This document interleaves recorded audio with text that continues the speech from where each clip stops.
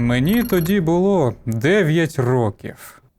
Ну що ж, з цієї вологої серії відео про сталкер в олдскульній стилістиці ви дізнаєтесь наукову базу про ноосферу від українського вченого Вернадського. The noosphere. The Earth's informational field. Протиріччя в поглядах і змішаному походженні братів Стругацьких та режисера Тарковського. Почуєте та побачите останні досягнення AI-технологій. А також стільки всього, що мені тупо влом перелічувати. Тому просто приготуйтеся до повної декомунізації сталкеру. Вона, звісно ж, відповідатиме канонічному сюжету гри і буде доступною навіть для тих, хто не знає, що взагалі таке ті відеоігри. Дорогим шановним патронам варто дивитися особливо уважно, адже ваші нікнейми рандомно розкидані по всьому відео. За останні 15 років гра встигла пройти через декілька поколінь мемів і гравців, і, напевно, не залишилося нічого, що навколо сталкера не було б надмінно обсмоктане. Втім, щось не обсмоктане сьогодні точно буде, тож для цього спочатку флешбекнемось в минуле. Вселенная Сталкера не нуждается в представлении. Это единственная игра, созданная на территории постсоветского пространства, которая имеет культовый статус. Ось так висловлювались про гру російські ігрожури та майже все російськомовне ком'юніті до війни 14-го. Про це ми ще згадаємо наприкінці, але поки треба ревайнднути час ще далі, на початок 70-х. Тоді вже навіть пролетарії всередині СРСР почали розуміти, що наздогнати вестерн-блок совку вже не вдасться ніколи. І щоб хоч десь обійти США, комуністи вирішили витратити останні гроші на перевиробництво зброї масового ураження. Саме в цей час і був написаний «Пікнік на узбіччі», найбільш відомий та впливовий твір братів Стругацьких, який розійшовся по всьому світу. Хоча зазвичай вплив книги на сталкера надто перебільшують, адже насправді є дуже багато відмінностей, тож коректніше казати, що гра радше посилається на книгу, а не побудована на ній. Втім, вона нам все ж трохи цікава, зокрема цікаві ті історичні обставини, в яких вона була написана. Тож давайте почуємо про це від автора. Это была попытка двух людей, тогда еще сравнительно молодых, Аркадия Стругацкого и Бориса Стругацкого. Это была попытка людей, которые начинали жизнь как отпетые коммунисты, не просто коммунисты. Это были коммунисты-сталинисты. В это я сам с трудом сейчас верю. Это были два типичных героя орвелловского романа, у которых double-think, двоемыслие, было отработано идеально. А мы всю свою жизнь носили в сознании одновременно тот факт, что органы не ошибаются, и тот факт, что наш дядя, коммунист с революционным стажем, расстрелян в 1937 году, а отец исключен из партии в 1937 году, тоже большевик с 16 года. Если арестовали врачей-вредителей, то, наверное, там что-то было, им виднее.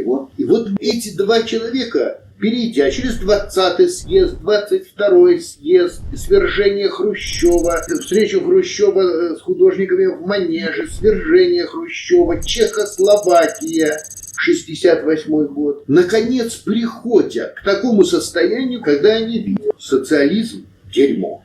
Перестали понимать, к чему должно стремиться человечество. Мы перестали это понимать к середине 70-го года. Уже к этому времени, в середине 70-х, мы оба были абсолютно убеждены в том, что умрем в этом топком, вонючем болоте. Что ничего другого никогда мы уже не увидим. Дети наши, может быть, хотя вряд ли, но уж мы там точно не увидим ничего, кроме этих портретов, этих бесконечных звезд героев, этих гнусных лозунгов, этой отвратительной, каждодневной, осточертевшей лжи. Это общество обязательно будет гнить, разваливаться, отставать безнадежно. От Америки мы отстаем на 15 лет, а в области теории информации и кибернетики отстали навсегда, и это рано или поздно должно чем-то кончиться. Чем? Ну, естественно, кровавым взрывом. Нам казалось, что пусть уж будет зловонное болото, чем кровавое болото.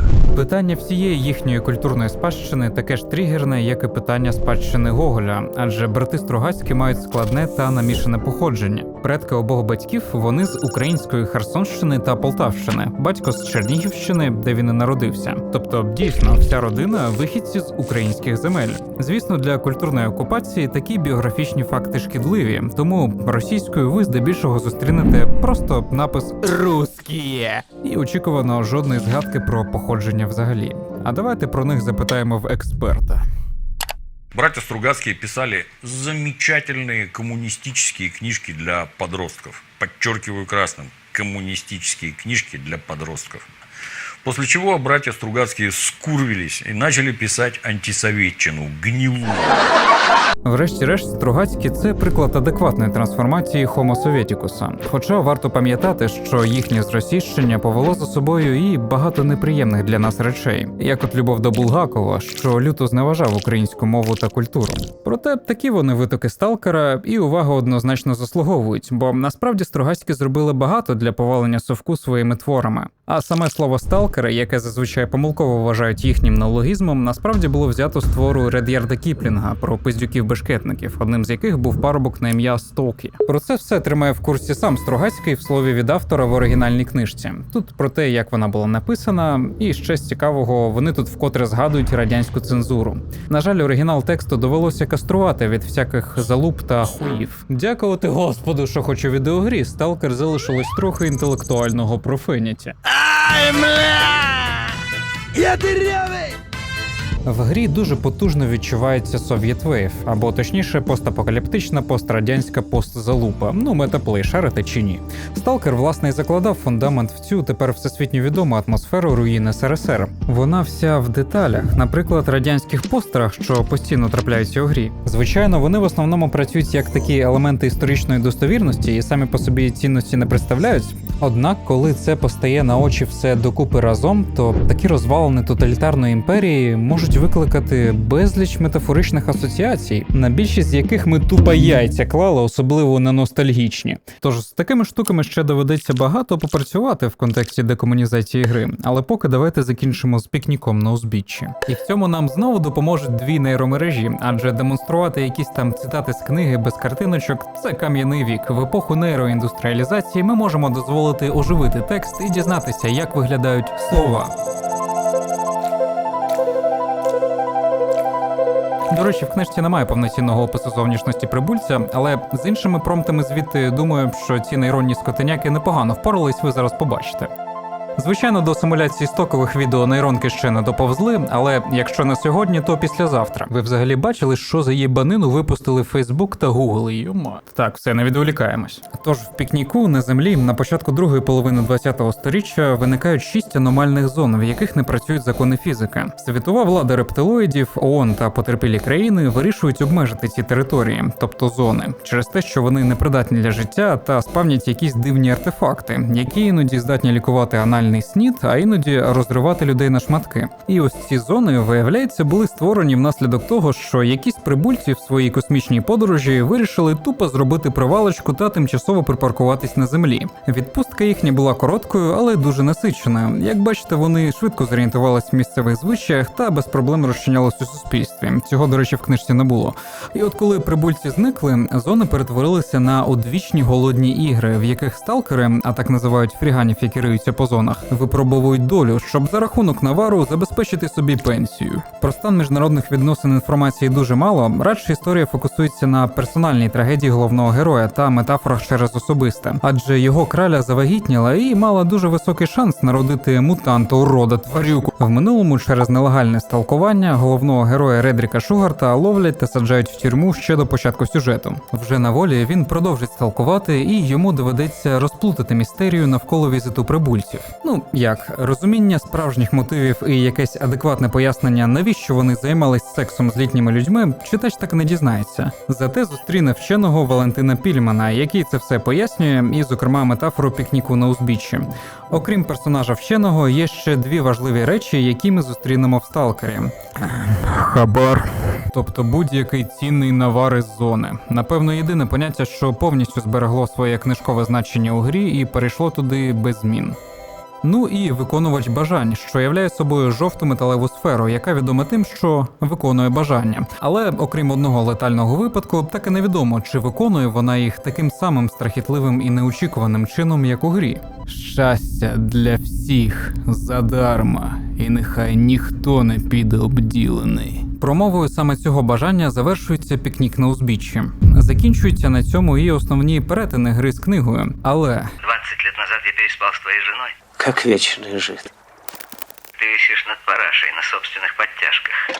є ж ще фільм радянського режисера Тарковського, коріння якого теж здебільшого тягнеться саме з України. Втім, він хоч і цікавий, але чогось такого нового в противагу книзі, якщо порівнювати з грою, він не розкриває. На завершення хочу просто підсумувати, що який би вплив та культурну вагу не мали роботи Стругацьких та Тарковського, а вони безперечно мають, врешті-решт, найперша, тобто найпопулярніша версія книги в найбільшому книжковому магазині світу, яку видає по запиту Roadside Picnic, має за обкладинку постери з фільма Тарковського та напис «Послугувало натхненням для серії відеоігр Сталкер». Тобто своїми продажами та впізнаваністю сьогодні і фільм, і книга багато в чому завдячують існуванню відеогри. І ось так неквапливо, гуся мені в сраку, ми розпочинаємо дуже довгу та цікаву розповідь безпосередньо про гру. З інших відомих франшиз геймплей Сталкеру більше за все нагадує якийсь Skyrim, а точніше Fallout. Недарма на 4-й Fallout існує глобальний мод, який максимально сталкерізує гру. І хоча розпочнемо ми з вами зі старої ванільної графіки, як прогеймер я здух. Найбільш збуджуюча особливість гри – це те, що вона переносить нас в справжню зону відчуження навколо Чорнобильської АЕС.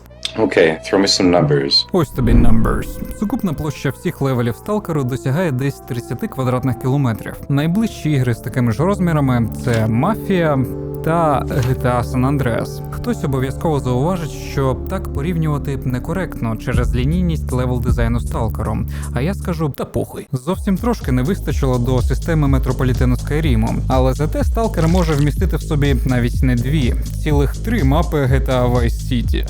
Однак насправді вражаюча інформація – це не розміри ігрового світу, а те, наскільки детально він був пророблений. Всі ці 30 квадратних кілометрів подекуди доволі точно передають дійсно існуючі об'єкти та локації зони відчуження. Настільки, що нічим не переплутаєш. Фотореалізм майже. А це він і є. Адже від початку нульових геймдеви декілька разів ганяли в реальну зону і буквально знімали матеріали, які в подальшому будуть використані в розробці. Це стає дуже помітним, якщо трохи покоперсатись у файлах Сталкеру. Також в старих опублікованих архівах з цих подорожей можна побачити не просто типів, які чилять в радіоактивно небезпечній зоні. Окрім цього, можна віднайти прототипи відомих локацій з гри, таких як цвинтар техніки на смітнику. Ну і, ймовірно, ви помітили, що ці фотки я також вже встиг заюзати для основи промптів нейромереж.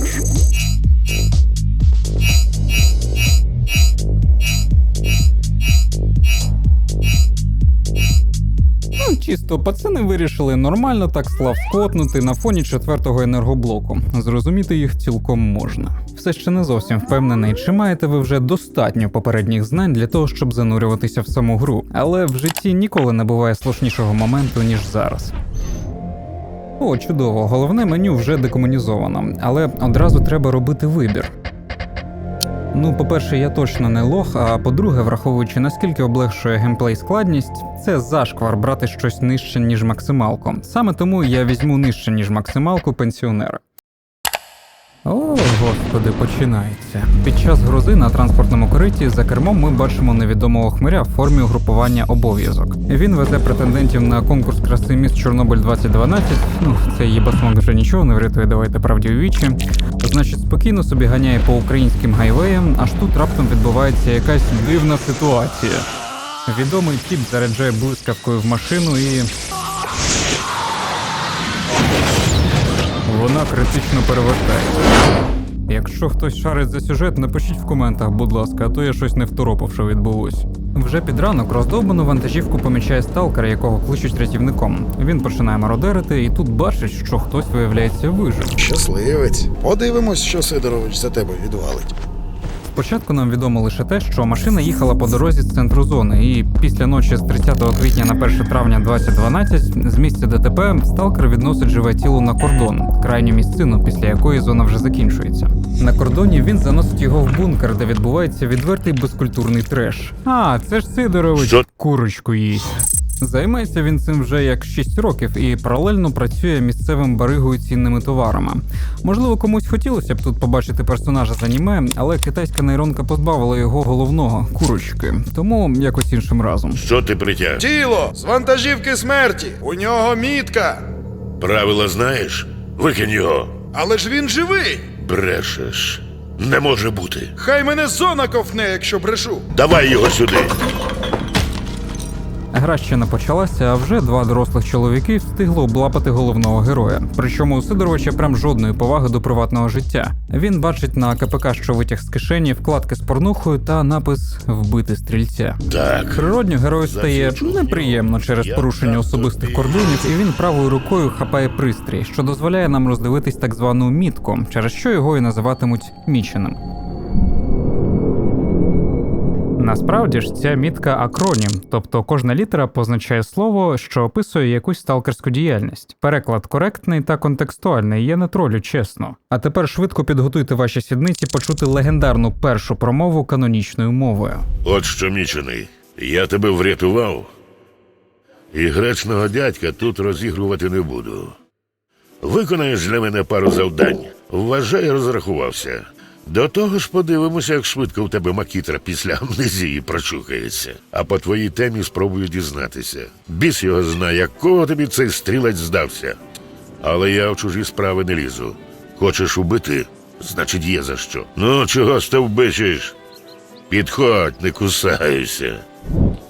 Ну я зрос, прикол чавиш з першої секунди, адже я і так на максимально близькій відстані. Ну ви подивіться на цього старого прочухана, який на нас хтиво витріщається. Прямо такий дере-дере, я б сказав. Ну, добре, все ж треба пройти від нього сталкерський інструктаж.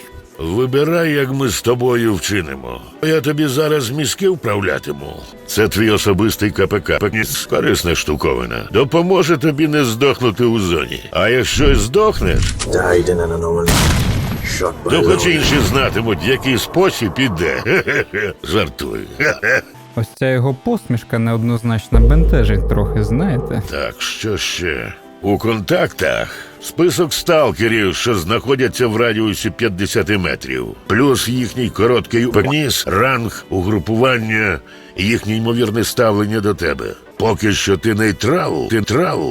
Що ж, ну про нього й казати нема чого. Ну то дай я скажу. В КПК є така прикольна фіча – список топ-20 сталкерів. Ну, в Аді Клапа це не така велика проблема. Треба ж у вас якось змагальний дух підтримувати. Але ось із Савою танцюристом, сподіваюся, ніколи не доведеться зіткнутися в зоні. Ви тільки подивіться, що воно витворяє. Та помолися ж ти, Господу, чо. Ну що, мама випустив погуляти? Є справа, Мічений. Коротше, Сидор хоче, щоб я дістав тіпа. На ім'я Спритник. Адже у нього під торпедою. Важлива інформація для мене. Тобто треба віднайти флешку. Сидор тобі що, в Гагу відправить чи що? Лікує рак, імпотенцію. Я не поверил, но ухватился как за соломинку. Сходи до Вовка, він тут у місцевому таборі. Розпитай його, може він знає, де той Спритник може бути. Ок. Ну що, це його. Перше, що гра хоче показати нам при виході на волю, це поселення на кордоні, а також знак радіоактивність. І не просто так. Бачите, біжить якась невідома тварина. Уяви, наступного разу на її місці можеш бути ти. А може ти, Пидорович? Блін, а це що ж він не вмре? О, ні, тільки не блекфейс, мені ж канал зараз знесуть, Сидорович! Все, до зв'язку. Добре, що це було всього лише марення всередині нереального всесвіту, тож я порушив права лише вигаданих персонажів і можу продовжувати підтирати політкоректністю сраку, вигадуючи абсурдні виправдання. Так, ну гра почнеться чи ні? О, та-та-та, я вже відчуваю геймплей, нормально. Ну ви не критикуєте, що так довго тягну з сюжетом, адже я розраховую, що відео дивитимуться насамперед і бувалі сталкера. Я впевнений, вони будуть раді почути про себе анекдот. Короче, бывалый сталкер такой. Вот 3 года по зоне шастал и даже в баре не показывался. Стоит у камня на перекрестке и читает. Направо аномалии, вперед монстры, налево кабаки и девки. Помозговал, да и пошел вперед. Ну, думает, выживу. Надо будет у кого-нибудь спросить, что оно такое непонятное, кабаки и девки. Да уж. Этого дела, брат, по 2 литра. Клас. А где смеяться-то? Насправді, ось цей вайб чудернацьких розмов біля багаття чи не найвпізнаваніший елемент всієї серії «Сталкер», який можна побачити і на багатьох трейлерах другої частини. Ці посиденьки встигли стати культовими мемами, об'єктами для пародій. Встречаются, короче, 3 воина Альянса в тернистій долині. Вони роблять «Сталкер» по-справжньому живим, адже кожне угрупування має свій унікальний набір приколів і лор. Що армія, що одинаки, що моноліт, що воля, що обов'язок. Не переживайте, вам всі ці слова ще не обов'язково розуміти, натомість, що точно варто знати, так це те, чого ж вони видають кеки саме російською. А справа в тому, що для того, щоб по-справжньому українізувати офіційну стімовську версію гри «Зрада», мені довелося замістити всі 13 голосів папками, які також вже є в архіві гри і позначені як «Укр». По-інакшому українська мова надзвичайно рідко траплятиметься. Ну що, зелені, розповідайте. Настрій гірше не буває. Значить, анекдот. Піймали якось довговці хлопця Растамана з волі. Вирішили, що треба його потрясти, де чого заховано. А він, типу, ну ніяк не хоче колотися, поки не приперло його покурити. Дайте, каже, пехнути, так я вам усе розкажу. Ну, довговці повернули йому запас, він косяк забив, прикурив і сидить, значить, кайфує. Ну, запитують вони, де ж то? Показуй. А Растаман раптом як злякається. Хто тут? Там же якось воно... цікаво. Цікаво те, що реакції на жарти частіше негативні. Ось моя улюблена з усіх. Тьху, фуфло. Через майже повну відсутність жіночої статі у грі ви могли подумати, що вона мізогінна та консервативна, і просто не хоче мати в собі інклюзивних жінок модельної зовнішності, як вам зараз демонструє екран. Тут не знайдеш і жінок-мутантів, що було б логічно. Звісно, цей момент конкретно напрягає і дратує самих місцевих, настільки, що вони ниють. Я що, тепер все життя буду під хвоста лупитися? І чому тільки немає жінок-сталкерів? Це ж тільки уявити. Амазонки. Ух, і закохався б я в таку. Окей, малий, бачу, ти не дуже перебірливий, тому зараз ми проведемо нейрогормональну терапію твого дружка так, що впізнати не зможеш. Спочатку тіло приймає просту агендерну меж, вона трохи ускладнюється, до форм додаються первинні статеві ознаки, після чого... Ой, дідько, випадково аніме-ген сюди розлив, вибачте. Ну нічого, залишилось декілька ітерацій з набором референсів безпосередньо гри Сталкер і... готово, тримай. Ось твоя краля. Правда, раніше її звали Толік Кастет, але кого ж це колись зупиняло, правильно? Не просто так згадав «тьху, фуфло», адже песимізм, фаталізм, меланхолія – це невід'ємні рушійні частини атмосфери Сталкеру. Ви тільки послухайте. Пішла ти, зона, зі своїми тупими приколами. Якось осточортіло все. Та мені ця клята зона дістала. Хочу нормального чоловічого сексу. Ця життя гівно, хочу вмерти. Атмосфера дуже чітко відгукується в явищі думерства, для якого, в свою чергу, найближча реальна, хоч якось артикульована думка – це мальтузіанство, за ім'ям британського економіста, суть якої в тому, що людство без стримуючих факторів розмножується значно швидше, ніж ресурси, які необхідні для забезпечення такої кількості населення. І це не якесь фуфло. Взагалі, ця думка – велика цитована частина наукового дискурсу. В сучасності, звичайно ж, на перший план додається і неминучість колапсу навколишнього середовища, тобто глобальне потепління. Адже людство природньо надто тупе та жадібне, щоб думати про майбутні покоління. Але ми тут взагалі-то про меми прийшли поговорити. Тож наш думер походить від латинського «damnatio», що означає прокляття. І саме за меланхолійність, романтизацію того, що все навколо обісрене, життя залупа, ця атмосфера і полюбилася сотням мільйонів по всьому світу. Особливе вітаннячка хочу передати любителям Ukrainian Doomer плейлістів. Пожурбуємо разом. Не життя, а якась безнадійна гидота. Сонце сьогодні яскраво вмирало безсмерті своє. Лайно. Усе тут саме лайно та паскудство. І аномалії, і мутанти, і люди, і погода ця теж повне лайно. Тож саме сталкер, що з'явився понад 15 років тому назад, закладав сучасне думерство, стояв у його витоках, адже в іграх він з перших почав асоціювати думерство саме з безнадійним радянським постмодернізмом і обістреними вулицями руїну РСР. Ну і починаю старший, типу приколюватися. Окей, бувалі сталкери всі ці анекдоти точно чули, але на правах громадян сучасної цифрової держави давайте синтезуємо особистість Сидоровича і натренуємо її на всіх існуючих репліках від огри Сталкер. Привіт, я Сидорович штучного інтелекту. Люблю аніме і, звичайно ж, гору Сталкер. Я вітаю вас, сталкери, і бажаю успіхів у ваших пригодах в зоні. А тепер я розкажу вам літній анекдот про пенсіонерів. Іде старий дід на галявину, а з нього щось тупо тече. Підходить до нього сусід і запитує: «Діду, що з тобою сталося?» А дід відповідає: «Ну от, зібрався я на пенсію і тут зрозумів, що мене не цікавить, що тече під мої ноги. Чай, кава чи що інше. Так що, як вам також не подобається більшість родинних речей у житті, то не сидіть на місці, йдіть у зону та знаходьте нові пригоди, сталкери». Так, я наче метафоричність Ні, що це за маячню ти видав, Сидор? Реально, ніхіра не зрозуміло. Добре, що він справжня симульована особистість та може самостійно все прояснити. Цей анекдот можна сприймати як гумористичну ситуацію, де пенсіонер, після того як вийшов на пенсію та звільнився від родинних справ, зрозумів, що він може діяти вільно і робити те, що йому подобається. А тут дід вже не звертає уваги на те, що тече під його ногами, тому що йому набагато цікавіше займатися своїми новими інтересами та пригодами.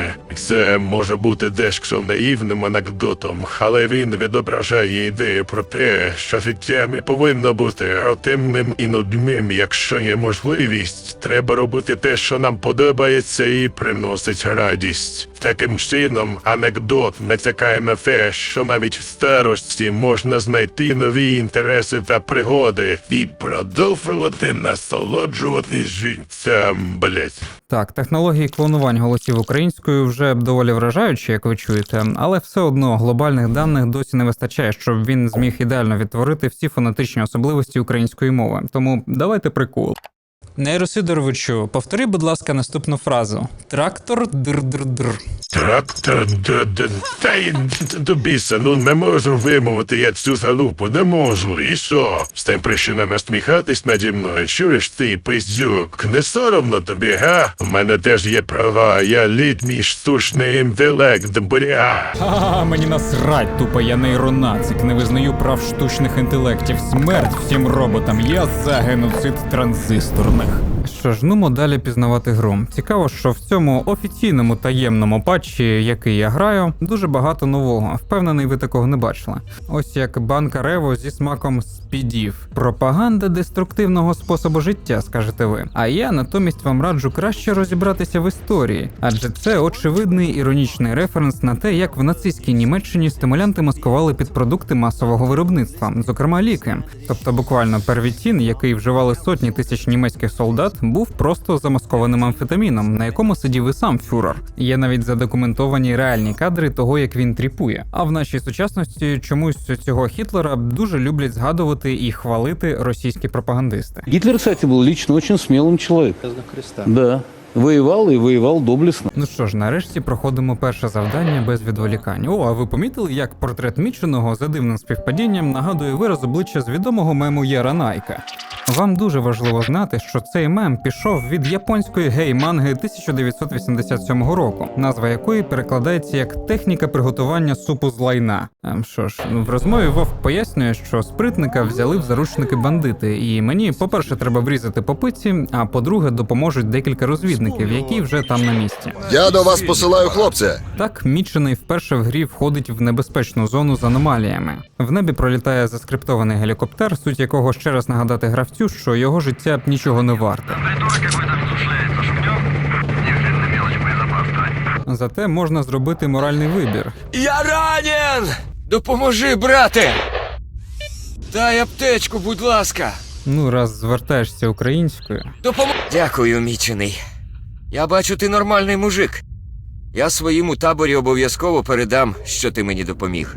Ось так просто, власне, і працює система репутації у грі. Якщо ви робите щось хороше, ставлення покращується. Ось цей Толік, до речі, доповнює картину того, що сталося зі спритником. Їхню групу на цьому місці гоп-стопнули бандити, і його потягли з собою, бо він пообіцяв сказати, де схрон з артефактами. Зона ця місцина дика. Дійсно, куди не подивись, або ворожі створіння, або аномалії.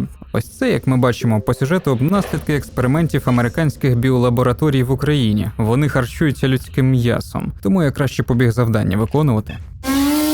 Друже, не роби шуму. Давай поясню ситуацію. Не в настроєнні я нинче тріпатися. Нічого собі шиза у Білінго. Він дає інфу, що там близько 8 бандитів, де вони сидять. Хлопці, вперед! І так починається перша стрілянина, в якій стає одразу зрозуміло, що в цій грі компаньйони реально нюхнули життя. Ні, ну ви бачили, тупо 2 вирубив. І до того ж крабіком пересувається, нормально.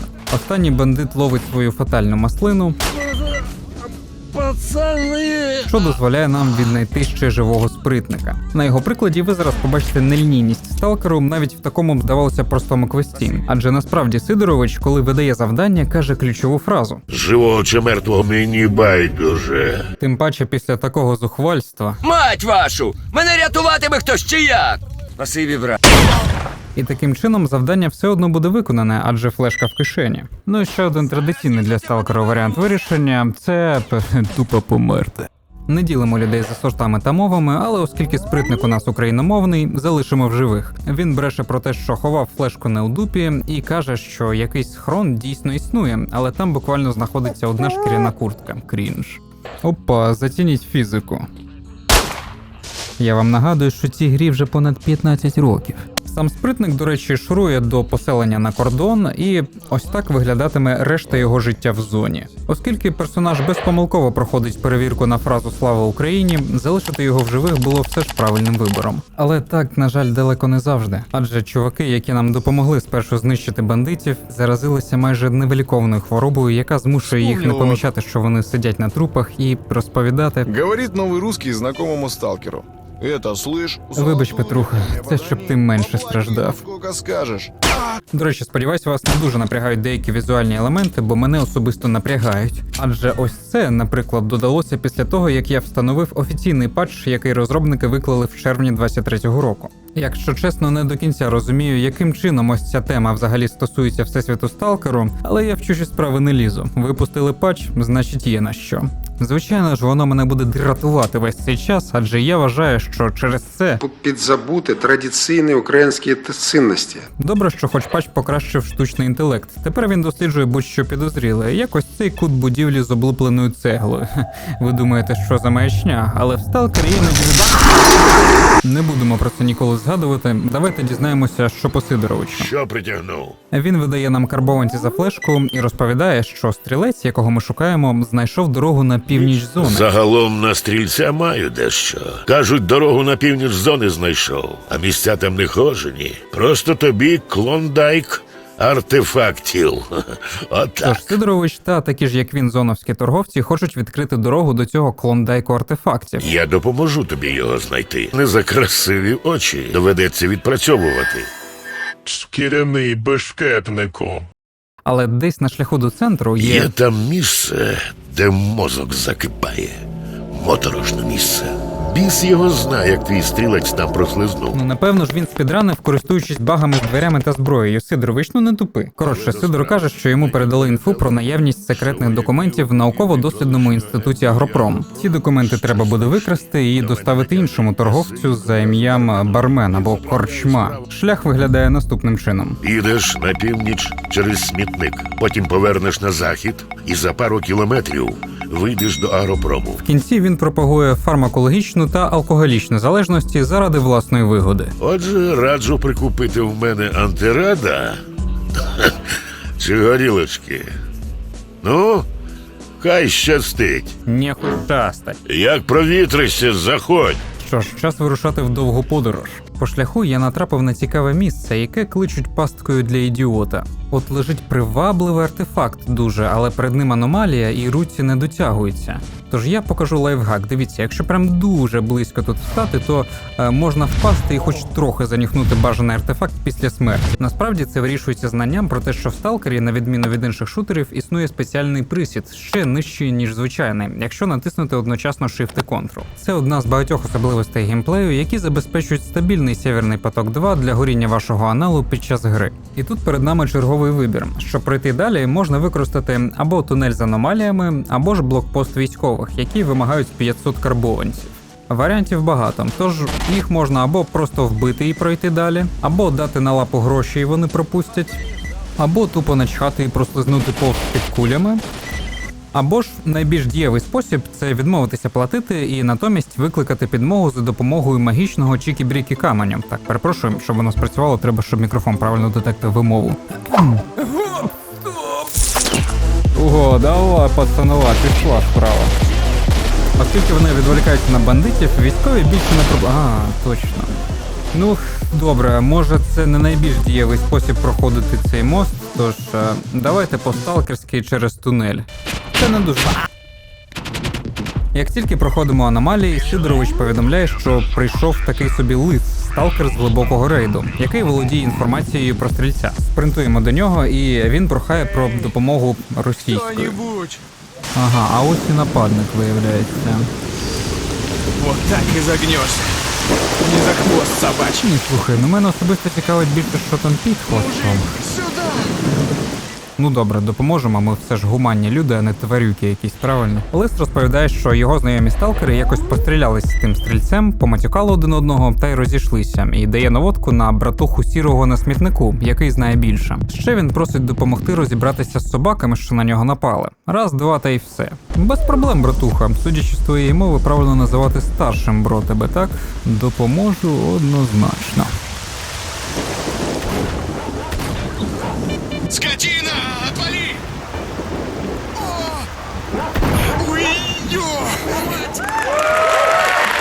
Останнім місцем в цій локації є КПП, що захопили бандити. Після їх ліквідації і такої довжелезної дороги до кінця ми нарешті полишаємо кордон. Переходимо ми на смітник, де одразу ж гравця застає делікатна ситуація.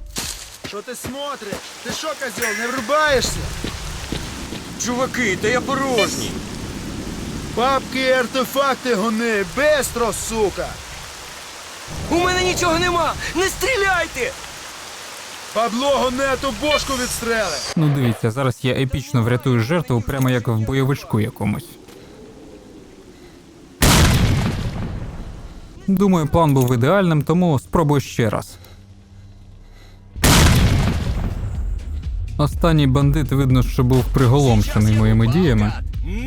До речі, ситуація була вирішена без жодного пострілу з моєї сторони. Спасибі, друже, я твій боржник. У них тут, виявляється, просто зараз іде війна з бандитами за те, хто саме буде контролювати кладовище техніки. Вже на цьому кладовищі зустрічається сталкер Біс, який чомусь чудово знає, що бандити підуть звідси. І дійсно, ці 8 падлюк так і чекають скрипта, що накаже їм вирушати стрілятися. А ось і вони, власне.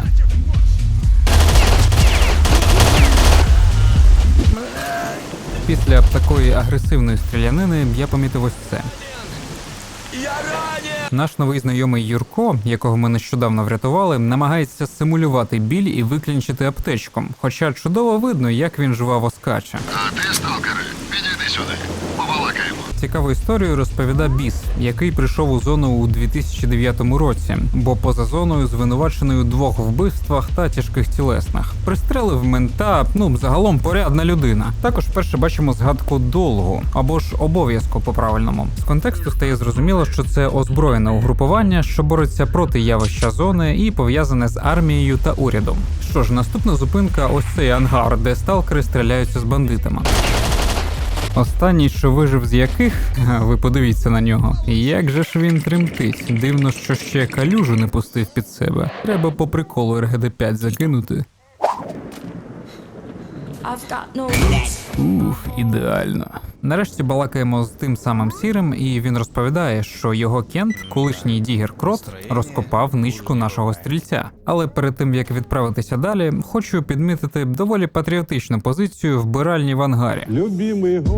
Це однозначно православно, але як можна молитися Богу, коли настільки неінклюзивний гендерний вибір публічних туалетів? Тільки М та Ж. Ні тобі, блядь, гендер квіра, ніякого бігендера не бачу, немає і трансгендера, про транзисторів взагалі мовчу. Третього гендеру, наче як для розробників і ніколи не існувало. Нормально по-вашому? Добре, що хоч майонез є, але якщо просто позначати його буквою М без символа, то бидло може переплутати зі словом «чоловік» російською. Добре, ок. Давайте не будемо акцентуватись на об'єктивно слабких сторонах гри, адже на Агропромі починається потужний екшон. Нам потрібна допомога. Чорт, це військовий десант. Військовий десант реально на місці. Оце так, до речі, не я літаю, така сценка зашита в оригінал гри. Як і схема розташування NPC на випадок, якщо захочеться стелсу. Ну, це все, щоб конкретно напрягти гравця від кількості ворогів. Зрештою, знаходимо Крота.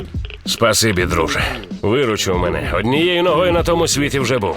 Треба тікати, бо зараз тут буде спецназ. Крот демонструє свої дігерські навички та відводить нас до потаємного ходу в підземелля Dungeon. Таким чином, я стрибаю в локацію, яка в дитинстві зупиняла мене від того, щоб проходити далі через свою моторошність. Чорт його зна, наскільки глибокі та небезпечні ці лабіринти і кого, окрім озброєних людей, можна тут зустріти. Навіть не знаю, чи вдасться вибратися на Ой, дідько! Зовнішнього світу не існує. Ця локація навіть не справжня. Це всього лише рівень в комп'ютерній відеогрі. Мене так ще ніколи не наїбували. Тим часом в цій віртуальній матриці відбувається перша зустріч з дуже страшним монстром.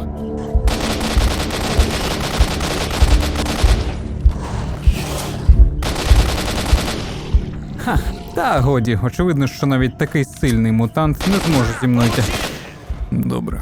Окей, маю дуже важливе запитання до цього монстра, який займає ключову роль в трейлерах другого Сталкера.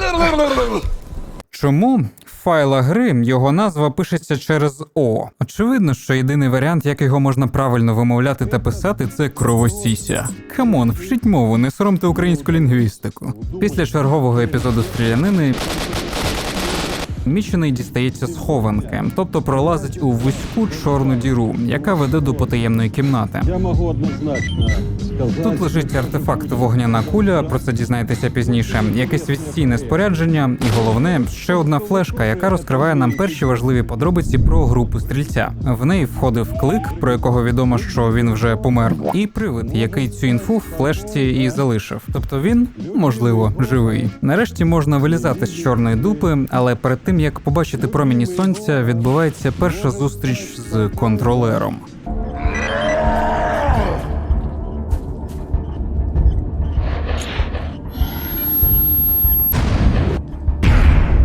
Мало хто знає, але халяльний спосіб вбити контролера тільки за допомогою вибухів.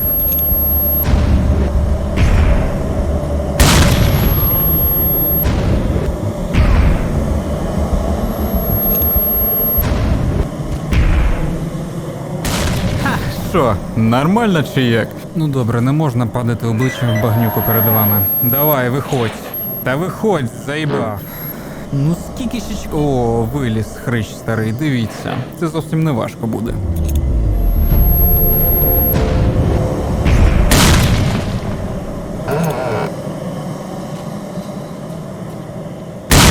Фух, розібратися б, що це за мутант відповідно до сюжету.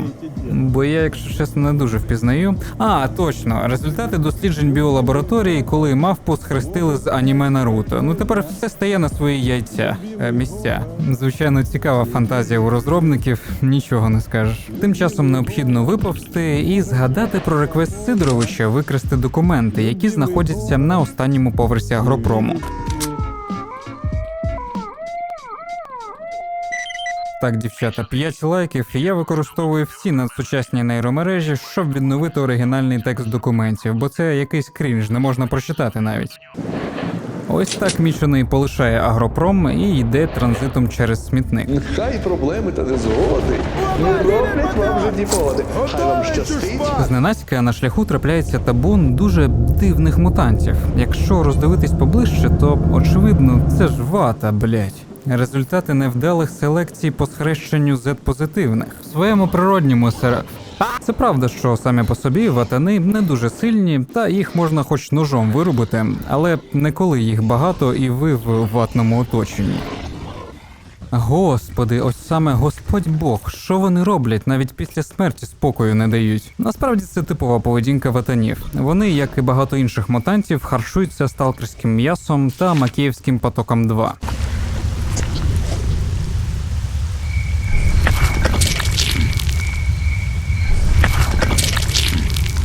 І кінцевою зупинкою на сьогодні буде перша зустріч з обов'язком. Всем прием! Говорит состава долга на свалке. Из темной долины по направлению к бару идет волна мутантов. Всем, кто поможет обстрелять нечисть, признательность нашей стороны гарантируем. Слово долга. Я подумав, що, як завжди, вибухи гранатою будуть найбільш ефективним способом знищення. Але насправді у цих створінь є особливість. Справа в тому, що за сюжетом диких кабанів змішали з геном руської весни, і я це помітив, спостерігаючи за тим, як їх відстрілюють обов'язківці. Виявляється, найвразливіше місце кабана руської весни – це триколор під хвостом. Бачите, вони спеціально ціляться саме туди. До речі, дуже креативно, прямо як шия в Атаці Титанів, тільки ця гра вийшла набагато раніше. Сталкер, вали отсюда. Мы кого попало не пропускаем. Сталкер, вали отсюда. Мы Та кого попало не пішли ви, пропускаем. я взагалі тоді з гри вийду. Що ж, на цьому перша частина оповіді завершується, але далі надзвичайно важлива інформація для мене. Тому будьте уважними і досить жерти. Так, по-перше, треба прояснення по спірних темах. Русофобію та якесь надумане розпалення між національною ворожнечі ми пропустимо, бо і так очевидно, що російські нацисти, які підтримують вбивство мирних людей в Україні, встигли ущемитись майже всюди, бо подумали, що це все про них. Хоча в Україні всі прекрасно знають історію і одразу ж впізнали референс на кольори пачки гандонів, які виробляли в СРСР. Ось бачите, білий, синій, червоний. Іноді пачка презервативів – це просто пачка презервативів. Але ось тему речовин роз'ясню. Сталкер – це відеогра, фіктивний всесвіт. І оскільки тема речовин в Сталкері непогано так присутня і є важливою частиною лору, оминути її я просто не міг. Тому вирішив довести до абсурду. Звісно, українське суспільство ще не настільки liberal open-minded, щоб декриміналізовувати речовини, та й я не збираюся зараз вам про це сильно впарювати, але варто розуміти, що це і велика перевага, що гра ось так спокійно обігрує тему речовин, адже очевидно, що такі елементи однозначно відгукуються у західної аудиторії, де сприйняття цього трохи інакше і звичніше, а там люди розбираються. Наприклад, Португалія після декриміналайзу, бачили? Знову притягнуто за сфінктор, скажете ви. Де ці західні країни? Але насправді, і ви це далі побачите, ком'юніті сталкера глобальне. Існують навіть чеські, польські, датські та інші ресурси. Є навіть англомовний ютубер з Домініканської Республіки, який майже весь канал приділив в тому, що пояснює західній аудиторії за українські питання в сталкері, і робить це надзвичайно глибоко, дуже раджу. А так, пам'ятайте, що залежність від будь-яких речовин, не тільки важких або легких, навіть від цукру або кофеїну, це не добре для вашого здоров'я. І це ваша особиста відповідальність слідкувати за своїм здоров'ям та створювати умови для своїх дітей, щоб завдяки батьківській любові та адекватній сім'ї вони і не думали ні про які залежності. Звісно, спокійно говорити про це, тобто не робити з цього табуйовану та заборонену тему, теж частина цього процесу. Адже ваші тверезі батьківські пояснення підліткам, яких не було, цілком собі компенсує допитливість у формі шприців в страті личинок. Можете в цьому не сумніватись. І ще раз окремо для Ютуба скажу. Правила знаєш? Знаю. Тобто не порушив. Ще поясню, нащо вставляти стільки нейрографоманії. Оскільки ці відео про сталкер, тобто українські IT-технологі досягнення, то вони повинні відповідати сучасності. Вважаю, що нам варто краще усвідомлювати себе як країну високих технологій та цифровізації, адже всього 59 держав світу, тобто менше третини, взагалі мають хоч якусь геймдев-індустрію, тим паче успішну, як у нас. І те, що українські проєкти цілком собі конкурують із західними AAA-іграми, вартує того, щоб хоч хоча б бути в курсі реального стану речей. Адже, як ми знаємо по нещодавно релізнутій російській пародії на BioShock, ігр вне політики ніколи не було і не буде. Тож на ринку відеоігр, як геймдеви, ентузіасти, модери, так і звичайні гравці, всі в це залучені, хочете ви цього чи ні. Статистика. Дякую Олдбою за нагадування. Обов'язково змініть мову вашого стіму з англійської, а тим паче з російської, на українську, адже це безпосередньо впливає на кількість української мови в іграх. Глобально, правда. Всередині самих ігор теж є декілька лайфхаків. Коли ви бачите персонажа, який видає фрази російською, Человека им шлепнуть, что высморкаться. Я нервний, ствол спрячь. не переймайтесь. Якщо всього лише його зарізати або зарядити шотганом по яйцях, цю проблему можна легко виправити. Бачите? Мовчіть. І найкраще те, що це цілком гуманно. Відеогра все-таки. Різати, стріляти, трахати. Дійсно, трахати. Що ж, давайте тепер тверезо подивимося на ситуацію зі Сталкером та нашим ком'юніті в конкретних числах. Офіційний сайт Stalker 2 виглядає непогано. Менше 1/5 частини трафіку надходить з РФ. Українців пропорційно більше, ніж можна було очікувати. Але от якщо взяти весь активний сталкерський інтернет, то ця картина має шанси серйозно налякати. Втім, ситуація далеко не фатальна. Левова частина – це Stalker 2 та ресурси розробників. Західні портали – це вікі, посібники та форуми локальних ком'юніті. Однак майже третина всього сталкерського трафіку в мережі знаходиться під російськими доменами. І найгірше, що саме вони всі ці роки акумулювали навколо себе модмейкерські спільноти, в тому числі і українські. Звісно, частина з них, десь близько третини, це не їбануті зетрашисти, а українська діаспора, російські ліберали «Нєт війні» і так далі. Але варто розуміти, що, незважаючи на погляди, вони працюють і працюватимуть саме на російську мову. Втім, майже кожен цей російський ресурс через відсутність української альтернативи або навіть певну меншу вартість досі має близько 20% безпосередньо українського трафіку. Це свіжі дані за лютий березень. Тепер подивимось не на сталкерський інтернет, а загалом на порівняння трафіку по головних глобальних ігрових платформах. Стата по Україні, США, Польщі та Росії. Ліворуч скільки користувачів на місяць, а праворуч те саме число, тільки поділене на загальну кількість населення, щоб підрахунки були пропорційними. Як бачите, Epic Games ще більш-менш, не дивно, вони зібрали нам 150 мільйонів, нагадую. Fortnite. І в Стімі очікувані цифри, якщо орієнтуватися на РФ. Але нам навряд треба орієнтуватися на Росію, я не просто так додав Польщу і США. Сайти дистрибуції інді-ігор, як GameJolt та itch.io, теж залишають бажати кращого. Там пиздос просто. Але головні платформи, заради яких я це взагалі демонструю, це портали модифікації. І там, варто дивитися правді у вічі, у нас така сама катастрофа. Очевидно, це теж частково пов'язано з тим, що ми роками розчинялись в російському контексті і не розвивали українське. Але насправді ж Україна, з якої вийшла серія Метро та Сталкер, не має ігрової імпотенції взагалі. Це стає очевидним, якщо подивитися на ті ж цифри тільки по твічу. Бачите, тут ситуація набагато краща. Все ж люди непогано так зацікавлені і цільова аудиторія вражаюча. По консолях теж справа більш-менш, особливо PlayStation. А зараз ви здивуєтесь. Ні, не Майнкрафт, а Roblox, блядь. Обігнали США, так і Росіянські зумери взагалі плачуть. Якось ще там намагаються врятувати ситуацію, але вони, очевидно, в безнадійному становищі. Пояснення цьому не на часі. Зараз війна. Маємо спад ігрової активності через вторгнення. Дуже логічне, але абсолютно розходиться з дійсністю. Адже просто зараз, от початок 2023 року, у нас відбувається справжній підйом, ренесанс, що підтверджують пікові значення трафіку майже на всіх ігрових ресурсах. Схоже, люди нарешті почали активно українізовуватись та україно-активізовуватись. І цей дивовижний момент ми упустити не маємо морального права. Так само, як і упускати момент з правильним написанням слова «Чорнобиль». Адже там у нас серйозна біда. Тож тепер, коли ви ознайомлені та озброєні, певно, найближчою до об'єктивної оцінкою ситуації без рожевих окулярів, дозвольте зробити найважливіший заклик за всю серію відосів по Сталкеру. Просто зараз над українськими перекладами і модифікаціями працюють десятки талановитих ентузіастів. Вони вже зробили багато чого прикольного та вражаючого.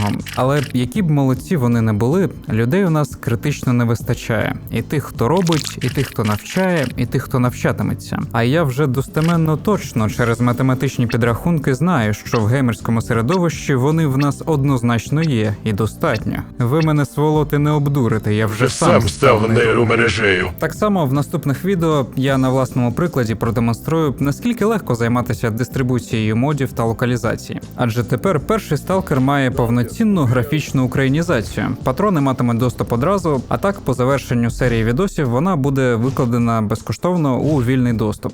Не хвилюйтеся, в фінальній версії я розділю модпак з мемами та псами-патронами і справжню локалізацію. Тож моєю головною метою за ці відоси є спокусити бодай декілька інших десятків таких самих типів з вільним часом, які самі захочуть на ентузіазмі долучитися до розбудування української культури модифікації. Не для чогось конкретного, можливо, навіть не для сталкеру, а для індустрії загалом. Якщо цікаво, в описі буде посилання на ось цей список, там вже все зрозумієте.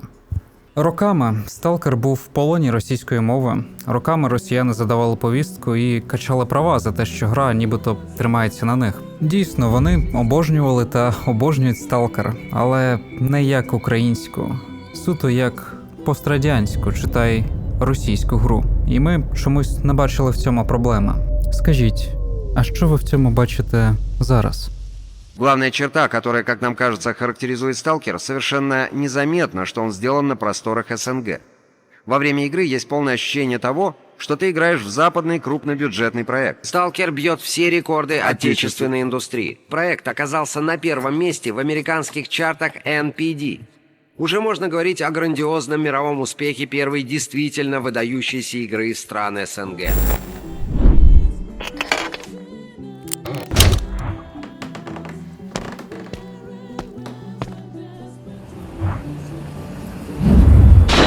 Самые эпохальные игры стран СНГ. Для меня в «Сталкере» соединено все, за что вообще стоит любить и уважать компьютерные игры. «Сталкер», он напомнил мне, что вообще значит играть. Сделать игру такого уровня, это реально впечатляет.